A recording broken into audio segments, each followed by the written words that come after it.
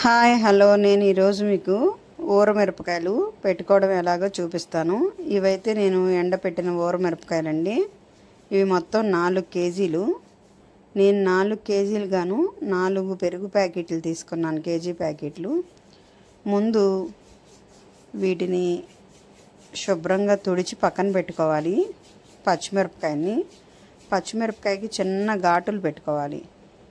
పెట్టుకున్న తర్వాత మజ్జిగలో ఉప్పు వేసుకొని కేజీకి పావు కేజీ చొప్పున నేను 4 కేజీలకి 1 కేజీ కల్లుప్పు వేసాను.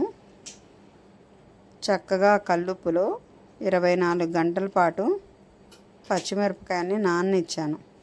తర్వాత రోజు ఇదిగోండి ఇలా కనిపించే విధంగా ఎండలో పెట్టుకున్నాను అన్నమాట. ఇవి 4-5 రోజులకి పూర్తిగా ఎండిపోతాయి. మజ్జిగ మొత్తం పీల్చుకున్న తర్వాత పప్పులోకి, పప్పుచారులోకి చాలా అంటే చాలా బాగుంటాయి. ఇదిగోండి ఈ రకంగా నేను బకెట్లో 24 గంటల నుంచి ఆ తర్వాత ఎండలో పెట్టడం స్టార్ట్ చేశాను. ఊరమిరపకాయలు సంవత్సరం మొత్తం మనకి స్టోర్ చేసుకోవచ్చు అన్నమాట.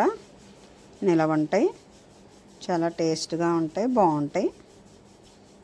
అందరికీ తెలిసే ఉంటుంది, ఎవరికైనా తెలియకపోతే చూడండి.